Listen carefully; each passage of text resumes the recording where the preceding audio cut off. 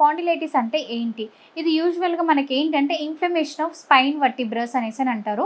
మన స్పైన్ వెన్నుపూస ఏదైతే ఉందో, ఆ వెన్నుబొక్కకి మనకి మధ్యలో వర్టిబ్రస్ అనేటివి ప్రెజెంట్ అయి ఉంటాయి. ఆ వర్టిబ్రస్‌లో ఇన్‌ఫ్లమేషన్ అనేది ఫార్మ్ అయినప్పుడు మనకి స్పాండిలైటిస్ అనేది అటాక్ అవ్వడానికి ఛాన్సెస్ అనేటివి ఉంటాయండి. ఇవి మనకి కొన్ని రకాలుగా డివైడ్ అయి ఉన్నాయి స్పాండిలైటిస్ అనేది.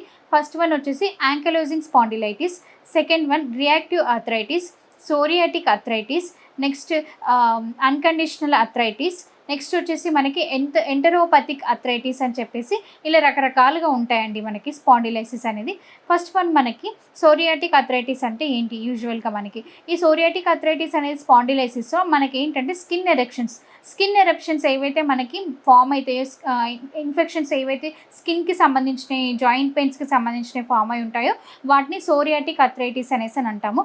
యాంకలోజింగ్ స్పాండిలైటిస్ అంటే మనకి ఎక్కడైతే ఇన్‌ఫ్లమేషన్ అనేది అంటే స్పైన్ వర్టిబ్రస్‌లో ఎక్కడైతే ఇన్‌ఫ్లమేషన్ అనేది ఫార్మ్ అయి ఉంటుందో, ఆ వర్టిబ్రస్ దగ్గర ఫార్మ్ అయిన చోట ఇన్‌ఫ్లమేషన్ అంటే వాపు ఎక్కడైతే వస్తుందో దాన్ని యాంకలోజింగ్ స్పాండిలైటిస్ అనేసని అంటామండి. నెక్స్ట్ రియాక్టివ్ ఆర్థరైటిస్ అనేది మనకి యూజువల్‌గా ఏంటంటే గ్యాస్ట్రోఎంటరైటిస్ వల్ల ఫార్మ్ అయ్యే ఇన్ఫెక్షన్స్‌ని రియాక్టివ్ ఆర్థరైటిస్ అని అంటాము. అదేవిధంగా ఎస్టీఐ అంటే సెక్షువల్లీ ట్రాన్స్మిటెడ్ డిసీజెస్ ఏవైతే ఉంటాయో వాటి వల్ల కూడా మనకి ఈ ఆర్థరైటిస్ అనేది ఫార్మ్ అవుతూ ఉంటాయి. నెక్స్ట్ వచ్చేసి మనకి ఎంటరోపతిక్ ఆర్థరైటిస్ వచ్చేసి ఏంటంటే మనకి ఇన్‌ఫ్లమేటరీ బవల్ డిసీజెస్ కానివ్వండి, కార్న్స్ డిసీజెస్ కానివ్వండి, అల్సరేటివ్ కొలైటిస్ డిసీజెస్ కానివ్వండి, ఇలాంటివి ఏవైనా ఫార్మ్ అయినప్పుడు మనకి ఈ ఆర్థరైటిస్ అనేది అంటే స్పాండిలైసిస్ అనేది ఫార్మ్ అవ్వడానికి ఛాన్సెస్ అనేటివి ఉంటాయి.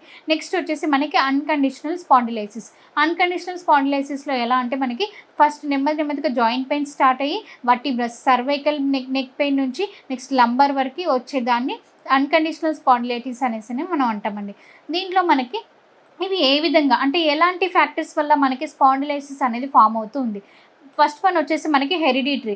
ఏదైనా జెనెటికల్ హిస్టరీ ఉంటే గనుక దానివల్ల అటాక్ అయ్యే ఛాన్సెస్ అనేటివి ఉంటాయి. నెక్స్ట్ స్మోకింగ్ చేసే వాళ్ళ దాంట్లో, కంటిన్యూయస్‌గా ఆల్కహాల్ డ్రింక్ చేసే వాళ్ళ దాంట్లో కానివ్వండి, నెక్స్ట్ వచ్చేసి ఎక్కువగా వెయిట్ లిఫ్టింగ్ చేసే వర్కర్స్ అంటే లేబర్ వర్క్ డ్యూటీ ఎవరైతే చేస్తూ ఉంటారో వాళ్ళ దాంట్లో ఎక్కువగా మనం ఈ స్పాండిలైసిస్ అనేది అటాక్ అయ్యే ఛాన్సెస్ అనేటివి ఎక్కువగా ఉంటాయి. నెక్స్ట్ కంటిన్యూయస్‌గా లాంగ్ స్టాండింగ్ పీపుల్ ఎవరైతే ఉంటారో మార్నింగ్ నుంచి ఈవినింగ్ వరకు వర్క్ చేసే చోట కంటిన్యూయస్‌గా నిల్చొని అంటే అలాంటి పీపుల్స్‌లో మనం ఎక్కువగా ఈ స్పాండిలైసిస్ అనేది అటాక్ అయ్యే ఛాన్సెస్ అనేటివి ఎక్కువగా ఉంటాయి. ఇలాంటి రీజన్స్ వల్ల అంటే ఇలాంటి రిస్క్ ఫ్యాక్టర్స్ వల్ల మనకి స్పాండిలైసిస్ అనేది అటాక్ అవుతూ ఉంటుందండి.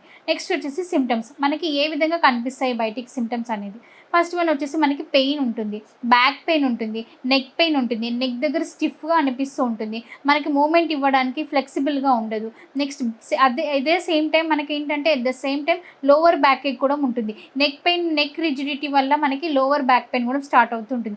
అక్కడ కూడా మనకి ఏంటంటే డిస్క్ బల్జ్ అనేది అవ్వడానికి ఛాన్సెస్ అనేటివి ఉంటాయి. ఇప్పుడు మనం ఏంటంటే ఎక్కువగా వెయిట్ లిఫ్టింగ్ వర్క్స్ కానివ్వండి, ఏదైనా బెండింగ్ చేసి కంటిన్యూయస్‌గా బెండ్ చేసే వర్క్స్ ఏవైతే ఉంటాయో అలాంటి వర్క్స్ వల్ల మనకి డిస్క్ బల్జ్ ప్రాబ్లమ్స్ అనేటివి కూడా స్టార్ట్ అయ్యే ఛాన్సెస్ ఉంటాయి. సో నెక్స్ట్ వచ్చేసి ఒబేసిటీ మనకి ఎక్కువగా వెయిట్ ఉండడం వల్ల ప్రెషర్ అనేది పడుతూ ఉంటుంది స్పైన్. నెక్స్ట్ సిట్టింగ్ పోస్చర్, ఒకవేళ మన సిట్టింగ్ పోస్చర్ అనేది మనం కూర్చునే విధానం అనేది ప్రాపర్‌గా లేకపోతే గనుక మనకి స్పైన్ అంటే స్పాండిలైసిస్ అనేది అటాక్ అవ్వడానికి ఛాన్సెస్ అనేటివి ఎక్కువగా ఉంటుంది. ఇలాంటి సిమ్టమ్స్ అనేటివి మనకి కనిపిస్తూ ఉంటాయి. ఎట్ ద సేమ్ టైం మనకి బోన్స్ అనేటివి స్టిఫ్ అయిపోతాయి. అంటే మజిల్ కూడా అక్కడ స్టిఫ్ అయిపోతూ ఉంటుంది.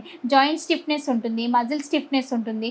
నెక్స్ట్ ఈ పెయిన్ ఎక్కువగా ఉండడం వల్ల కొన్నిసార్లు వాపులు అనేటివి వస్తూ ఉంటాయి. అంటే స్వెల్లింగ్, ఇన్‌ఫ్లమేషన్ అనేది కనిపిస్తూ ఉంటుంది మనకి యూజువల్‌గా. ఇలాంటి సింప్టమ్స్ అనేటివి మనకి స్పాండిలైసిస్‌లో చూస్తూ ఉంటామండి. మనకి ఇలాంటి ప్రాబ్లమ్‌కి ఎలాంటి డైట్ తీసుకుంటే అంటే ఎలాంటి డైట్ తీసుకోవడం వల్ల మనం ప్రివెంట్ చేసుకోగలుగుతాము, ఎలాంటి ఫుడ్ అనేది అవాయిడ్ చేయాలి అనేది చెప్తానండి. ఫస్ట్ వన్ వచ్చేసి మనము చింతపండు పులుపు, దుంప కూరలు అంటే ఆలుగడ్డ, చామగడ్డ, కందగడ్డ, ముల్లంగి ఇటువంటివి అనేటివి అవాయిడ్ చేయాలి. నెక్స్ట్ డైరీ ప్రోడక్ట్స్, స్వీట్స్ కానివ్వండి అటువంటివి అవాయిడ్ చేయాలి. ఆయిలీ ఫుడ్, నెక్స్ట్ వచ్చేసి ఔట్‌సైడ్ ఫుడ్స్, జంక్ ఫుడ్స్ ఏవైతే ఉంటాయో అటువంటివి అవాయిడ్ చేయాలి. ఇటువంటి ఫుడ్స్ అనేటివి అవాయిడ్ చేస్తే కనుక మనకి కొంచెం పెయిన్స్ అనేటివి రాకుండా మనం రిలీఫ్ ఉండడానికి ఛాన్సెస్ అనేటివి ఉంటాయి. నెక్స్ట్ వచ్చేసి మనం తీసుకోవాల్సిన ఆహారం ఎటువంటిది, ఎక్కువగా calcium content of the food ఎక్కువగా తీసుకోవాలి.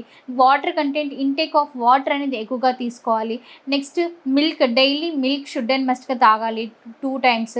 At the same time boiled eggs, next green leafy vegetables, beetroot, carrot, fruits, ఇటువంటి అంటే ఫ్రూట్స్లో వచ్చేసి kiwi, black grapes, avocado, next వచ్చేసి ఆరెంజెస్, ఇటువంటి ఫ్రూట్స్ అనేటివి తీసుకోవడం వల్ల మనకి ఏంటంటే పెయిన్స్ నుంచి కొంచెం రిలీఫ్ అనేది ఎక్కువగా ఉంటుంది మనకి. సో ఇలాంటి ప్రాబ్లం అంటే స్పాండిలైసిస్తో ఎవరైతే సఫర్ అవుతున్నారో వాళ్ళకి మనకి ఏంటంటే హోమియోపతిలో బెస్ట్ ట్రీట్మెంట్ అనేది అవైలబుల్గా ఉంది. హోమియోపతిలో ట్రీట్మెంట్ ఎలా ఉంటుందంటే మనకి రూట్ కాజ్ నుంచి ట్రీట్మెంట్ అనేది ఇవ్వడం జరుగుతుంది. అంటే ప్రాబ్లం ఎక్కడైతే స్టార్ట్ అయిందో అక్కడ నుంచి మనకి ట్రీట్మెంట్ అనేది ఇవ్వడానికి ఛాన్సెస్ అనేటివి ఉంటాయి. అంటే ఇప్పుడు ఒకవేళ మనకేంటంటే ఆ రూట్ కాజ్ అనేది కరెక్ట్‌గా ఫైండ్ ఔట్ చేసుకొని మనం ట్రీట్మెంట్ అనేది హోమియోపతిలో తీసుకుంటే కనుక మళ్ళీ ఫ్యూచర్‌లో రిపీట్ అవ్వకుండా పర్మనెంట్‌గా తగ్గించుకునే అవకాశం అనేది మనకి హోమియోపతి ట్రీట్మెంట్‌లో అవైలబుల్‌గా ఉంది. అండ్ హోమియోపతి మెడిసిన్స్ ఏంటంటే మనకి ఎటువంటి సైడ్ ఎఫెక్ట్స్ లాంటివి కానివ్వండి, అటువంటి ఏవి ఉండవు. ఇవేంటంటే యూజువల్లీ ప్లాంట్ బేస్డ్ మెడిసిన్స్.